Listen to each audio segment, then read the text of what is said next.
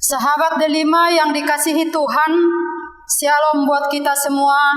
Sebelum kita memulai aktivitas, mari kita mendengarkan sapaan firman Tuhan hari ini, diambil dari Yesaya pasal 52 ayat yang ke-7.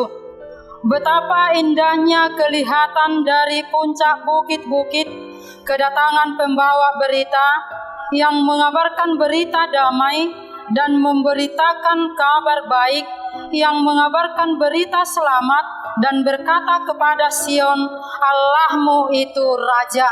Demikianlah firman Tuhan.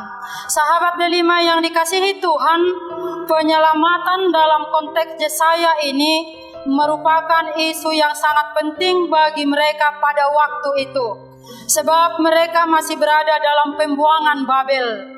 Mereka sangat merindukan keselamatan dari Tuhan.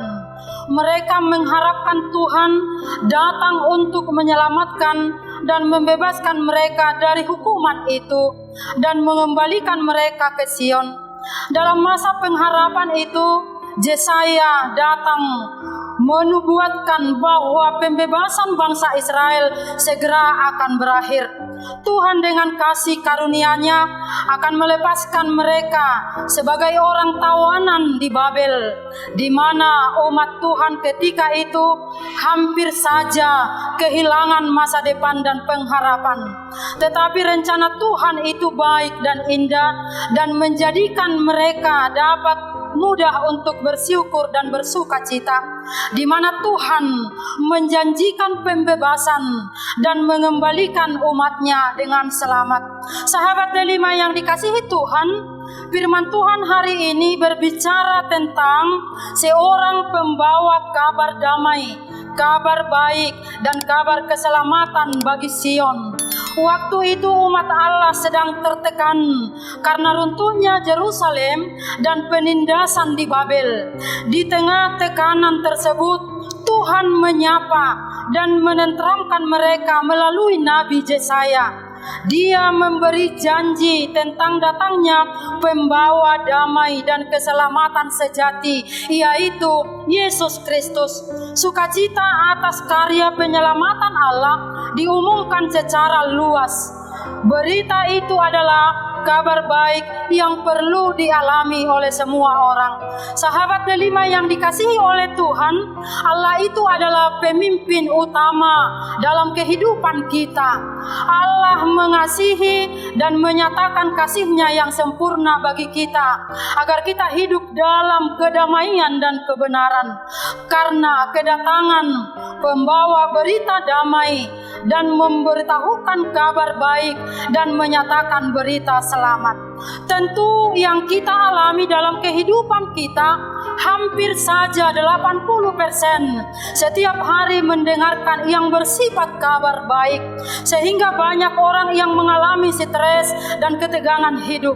Di tengah derasnya arus era digital dan media sosial yang menentu semua kehidupan manusia, kehilangan kabar baik. Sekarang di mana-mana terjadi hoak, kabar fitnah yang membuat banyak orang tidak nyaman dan merasa aman.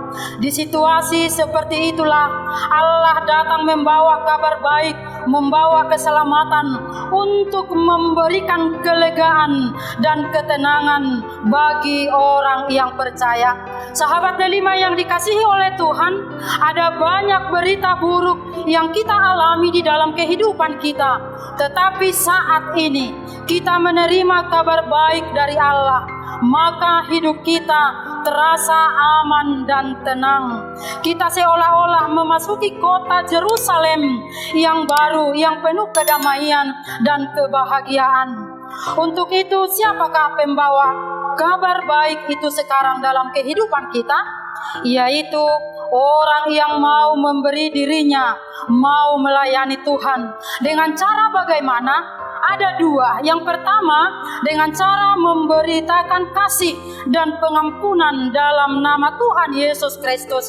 Yang kedua, dengan cara mengasihi dan berbagi berkat. Maka dari firman Tuhan hari ini ada 3 hal yang sangat penting kita lihat. Yang pertama, mengabarkan berita damai.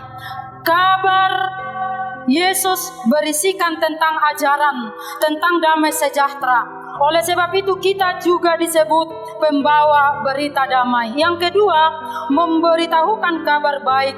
Kita sungguh-sungguh dipanggil untuk membawa berita baik dari Allah kepada umat manusia tentang Yesus Kristus.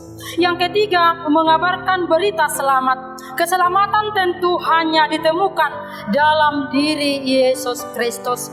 Amin. Selamat beraktivitas bagi kita semua. Tuhan Yesus memberkati.